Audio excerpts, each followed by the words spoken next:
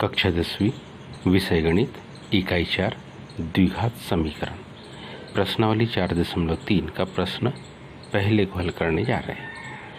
यदि निम्नलिखित द्विघात समीकरणों के मूलों का अस्तित्व हो तो इन्हें पूर्ण वर्ग बनाने की विधि द्वारा ज्ञात कीजिए। समीकरण हमारे पास है 4x की घात 2 धन 4 करनी 3x धन 3 बराबरी से 0। हल कैसे करते हैं ध्यान दीजिए। हल करने के लिए सबसे पहले हम ये धन 3 अचर पद को दाहिनी तरफ ले जाएंगे। तो 4x की घात 2 धन 4 करनी 3x बराबरी से ऋण 3। x की घात 2 के आगे जो गुणांक है उसका समीकरण के दोनों पक्षों में भाग दे दो। मतलब किसका? 4 का। इस 4 का क्या करने पर? भाग देने पर। जब हम इस 4 का यहाँ क्या करते? भाग देते। इस 4 का हम यहाँ क्या करते? भाग देते तो पद हमको कुछ इस प्रकार से मिलेगा 4x की घात 2 बट्टे 4 धन 4 करनी 3x बट्टे 4 बराबरी से ऋण 3 बटे 4। अब हम ध्यान दें तो ये 4 से 4 कट जाएगा, ये 4 से 4 कट जाएगा। बचे हुए पद क्या होंगे? x की घात 2 बटे 1 करनी 3x बटे 1 ऋण करनी 3 बटे 4। यह तो हम इसको ऐसा ही लिख दें, बटे 1 को लिखने की कोई आवश्यकता नहीं है। x की घात 2 धन करनी 3x ऋण बराबरी से ऋण करनी 3 बटे 4। इसकी तुलना हम a धन b पूरे की घात 2 वाले फार्मूले से करेंगे। इसी समीकरण को एक बार हम इधर फिर से लिखते हैं। क्या? x की घात 2 धन करनी 3x बराबरी से ऋण करनी 3 बटे 4। अब हम इसकी तुलना करेंगे। हमारे पास जो फार्मूला उससे देखो a² plus 2ab plus b²। ये तब आता है जब आप a धन b पूरे की घात क्या लिखो 2। जब अपन इससे तुलना करेंगे, हम इससे क्या करते हैं? इसकी तुलना करेंगे तो तुलना करने पर बड़ी आसानी से हम बतला सकते हैं। जब हम इससे तुलना करते हैं तो हम बतला सकते हैं किसका मान? a का मान। ये जो a वर्ग है उसका मान है x वर्ग के बराबर। जो 2ab है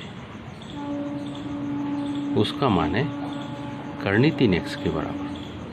लेकिन b वर्ग का मान पता नहीं है और वही हमको ज्ञात करना है। दोनों पक्षों से वर्गमूल को हटा लो तो a बराबरी से x। अब a का मान कितना? x। तो यहाँ अपन a की जगह x रख रहे हैं। यदि a के स्थान पर अपन ने क्या रख दिया? x। ऐसा करने से आपको b का मान मिल जाएगा। अगली स्टेप में 2 और b को दाहिनी तरफ पक्षांतर कर दो, 2 और x को, तो क्या मिल जाएगा? b बराबरी से करनी 3 बटे 2 x बटे x बटे x। अब हम क्या पाते हैं कि x से x घट गया, मतलब किसका मान आ गया? b का मान आ गया। b का मान आ गया करनी 3 बटे 2। तो अब b वर्ग का मान, b का मान आ गया। इसलिए जब आप b वर्ग का मान कहेंगे तो वो आएगा करनी 3 बटे 2 पूरे की घात 2। इट मीन्स 3 बटे 4। अब समीकरण के दाहिने पक्ष में और बाएं पक्ष में, दोनों पक्षों में, बाएं पक्ष में भी और दाहिने पक्ष में 3 बटे 4 या करनी 3 बटे 2 को क्या करने पर? जोड़ने पर। इसको अपन लिख रहे हैं समीकरण 1। वर्ग बना रहे हो। समीकरण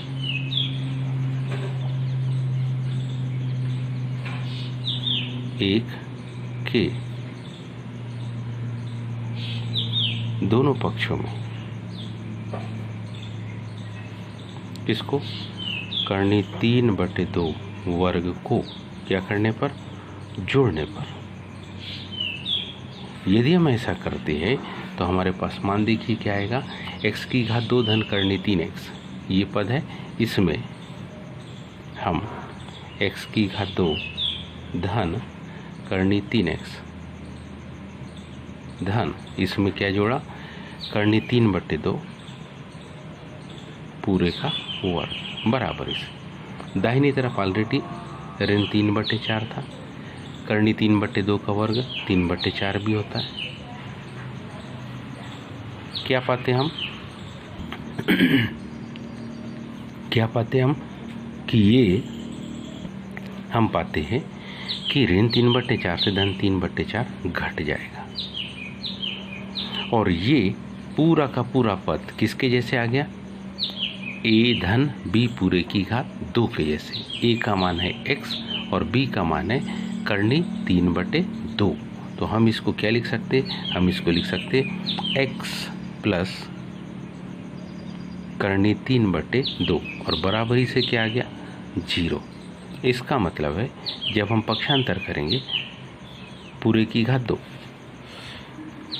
x धन करनी 3/2 बराबरी से क्या, 0। तो जब हम इसका हल निकालेंगे तो x का मान क्या आएगा, x बराबरी से ऋण करनी 3/2। क्योंकि ये पूरे की घात 2 है तो एक ये पद है तो दूसरा पद भी यही होगा, पुनः दूसरा पद भी क्या होगा, x धन करनी 3/2 बराबरी से कितना, 0। इसलिए यहाँ भी x का मान कितना, ऋण करनी 3/2। तो हमारे पास दिए गए द्विघात समीकरण के क्या आ गए, मूल।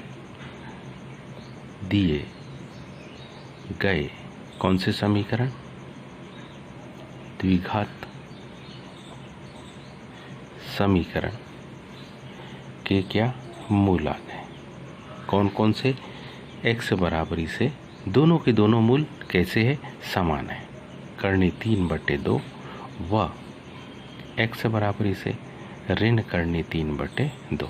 ये हमारा उत्तर यहाँ कंप्लीट होता है। बिल्कुल आसान सा है। उम्मीद है आप सभी को समझ में आया होगा। आज के लिए इतना ही, शेष कल। धन्यवाद।